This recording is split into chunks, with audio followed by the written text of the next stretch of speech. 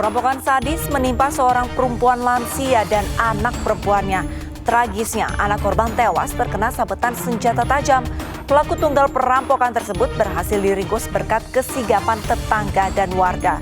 Modus pelaku merampok dengan berpura-pura menjadi petugas reparasi instalasi listrik.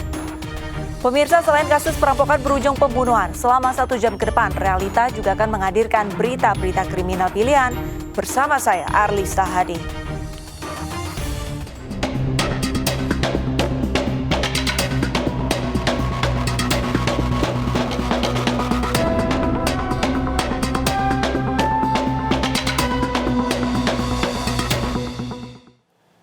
Pemirsa, berhati-hatilah saat menerima tamu di rumah. Seorang pria mengaku petugas reparasi listrik menganiaya penghuni rumah hingga tewas. Pelaku bertindak sadis karena mencoba merampok korban. Beruntung pelaku langsung diringkus warga di TKP setelah korban berteriak meminta tolong.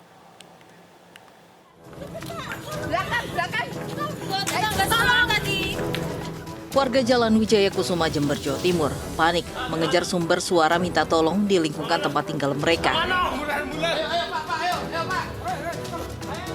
Ternyata tetangga pemilik rumah tengah berjuang mati-matian melawan seorang pria terduga perampok. Hafid Prasetya dilumpuhkan warga karena diduga bertindak sadis. Bahkan tetangga yang melumpuhkan pelaku terluka di leher akibat terkena sabetan senjata tajam. Setelah dilumpuhkan warga, pelaku warga Bedadung, Pakusari, Jember ini kemudian dibawa ke Mapolresta Jember untuk diperiksa lebih lanjut.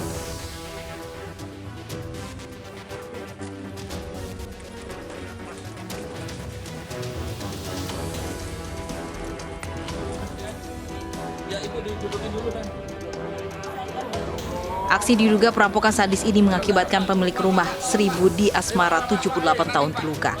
Bahkan anaknya Prita Hapsari 48 tahun tewas di kamar mandi akibat dianiaya pelaku dengan senjata tajam. Rumah korban jadi sasaran perampokan karena hanya dihuni ibu dan anak setelah suami korban lama meninggal dunia. Atas kesigapan tetangga, kasus perampokan sadis ini pun berhasil digagalkan. Melumpuhkan pelaku waktu terbaring ke sana mengeluarkan senjata, pisau dapur yang benaya itu kena sayap sini, lumayan besar, lumayan panjang. Terus saya waktu kebetulan saya yang lepas pisau. Usai membawa pelaku dan menyelamatkan korban, polisi langsung mengolah tempat kejadian perkara kasus dugaan perampokan sekaligus pembunuhan ini. Modus dan yang lain-lain akan kita sampaikan kemudian setelah dilakukan pemeriksaan. Saya tidak akan berandai-andai, saya tidak akan menyampaikan di luar fakta yang nanti kita dapatkan dari hasil penyelidikan maupun penyidikan yang. Jenazah Prita Hapsari diotopsi, sementara polisi mendalami keterangan pelaku.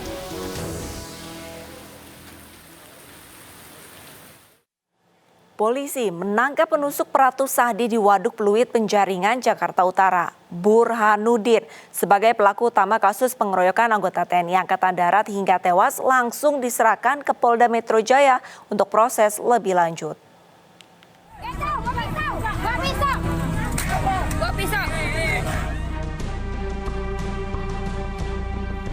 Burhanuddin, pelaku penusukan dalam pengeroyokan di Waduk Pluit, Jakarta Utara yang menewaskan seorang anggota TNI Angkatan Darat, akhirnya tertangkap. Burhanuddin ditangkap di kawasan Muara Baru, Jakarta Utara dan langsung diserahkan ke Direktorat Kriminal Umum Polda Metro Jaya. Burhanuddin merupakan pelaku utama yang menusuk Pratu S dalam insiden pengeroyokan di Waduk Pluit. Dari 8 orang yang ada di TKP, 7 orang sudah berhasil kita amankan. Ya. Kemudian dari hasil pemeriksaan, 4 orang sudah kita nyatakan sebagai pelaku dan 3 orang masih kita dalami dan masih kita periksa sebagai saksi. Dari 8 orang yang sudah ditangkap, 4 orang sudah ditetapkan sebagai tersangka, yaitu Burhanuddin sebagai pelaku utama, R, AS, dan A. Polisi masih memburu satu orang lagi berinisial J yang juga berada di lokasi kejadian.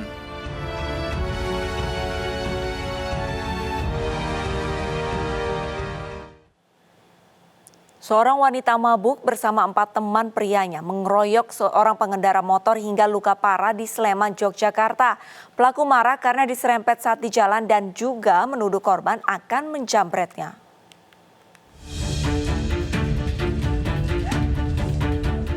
Lima orang ini, di mana satu diantaranya wanita, ditangkap tim Reskrim Polsek Melati, Sleman, Yogyakarta.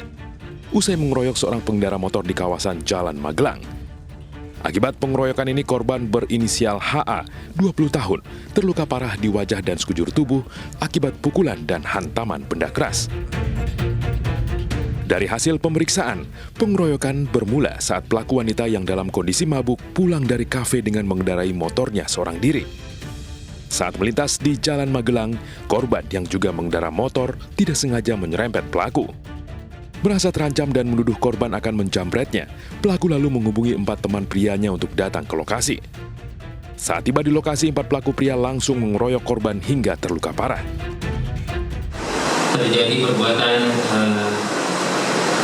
kekerasan terhadap korban yang dilakukan secara bersama-sama. Kemudian dilakukan penangkapan oleh anggota Reskrim setelah melakukan olah TKP dan beberapa pemeriksaan. Menggunakan kendaraan sendiri dalam kondisi mabuk, berarti kan habis minum. Terus ketemu sama korban pas waktu di perempatan itu, nyenggol. Terus Kenapa kok bisa menyampaikan ke teman-temannya? Saya tertutup. hah? Saya tutup. Ya kenapa? Kenapa kamu telepon sama teman-temanmu? Untuk lebih bisa dia bertanggung jawab. Gitu. Ya. Polisi menyita barang bukti diantaranya 1 helm dan benda yang digunakan menganiaya korban, serta sepeda motor milik pelaku dan korban. Akibat pengeroyokan ini, kelima pelaku mendekam di jeruji besi sel tahanan. Kelimanya dijerat pasal penganiayaan berat dengan ancaman hukuman maksimal 9 tahun penjara. Seorang pengendara mobil yang arogan di Medan, Sumatera Utara ditangkap karena menganiaya remaja hingga viral di media sosial. Korban yang tidak mempermasalahkan saat motornya ditabrak justru dianiaya pelaku karena dianggap tidak sopan.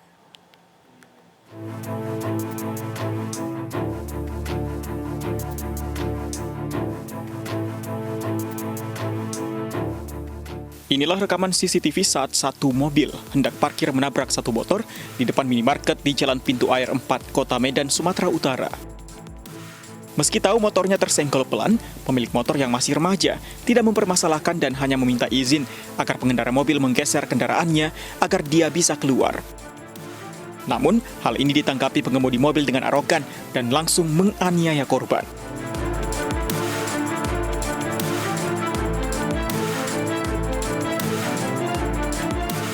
Setelah video penganiayaan ini viral di media sosial dan mendapat laporan korban, Polrestabes Medan akhirnya menangkap pelaku berinisial HM yang juga merupakan kader salah satu partai politik.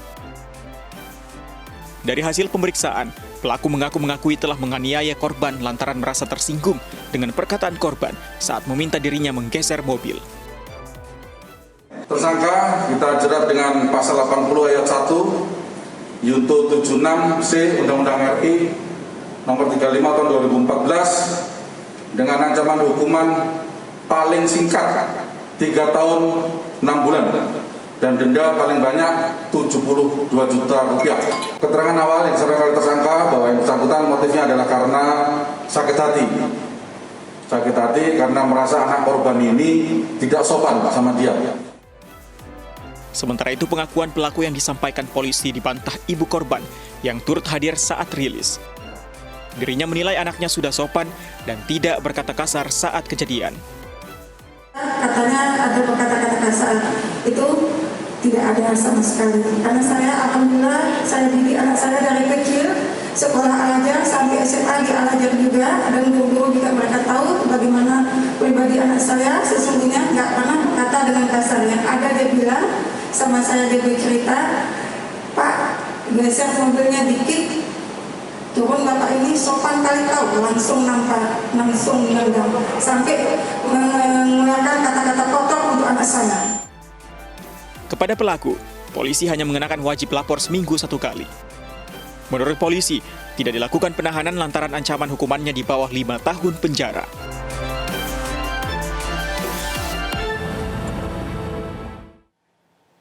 Tiga pengantar jenazah yang mengeroyok seorang dosen di Makassar, Sulawesi Selatan ditangkap dan ditetapkan sebagai tersangka.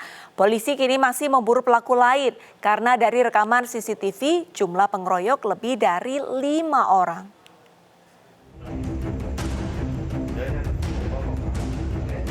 Polsek Talo, Makassar, Sulawesi Selatan menetapkan 3 pengantar jenazah sebagai tersangka pengeroyokan dosen dan perusakan mobil yang terjadi di Jalan Sunu, Kota Makassar.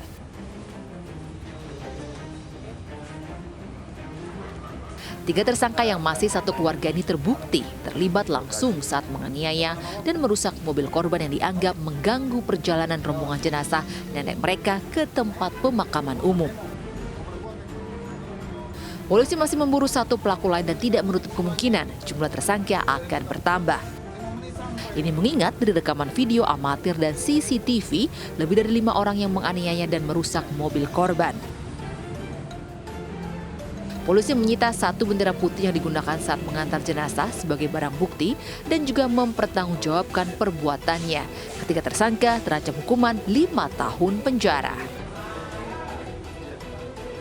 Pada saat yang bersangkutan melihat rombongan pengantar jenazah, serta-merta meminggirkan kendaraannya. Namun pada saat terpinggirkan, rombongan pengantar jenazah ini tetap menghampiri korban. Kemudian ada beberapa dari mereka menendang mobilnya korban, kemudian memukuli. Sehingga terjadilah penganiayaan dan perusakan di Jalan Sunu tersebut.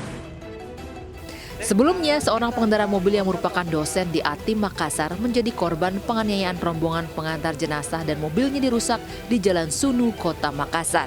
Akibat penganiayaan tersebut, korban terluka di wajah.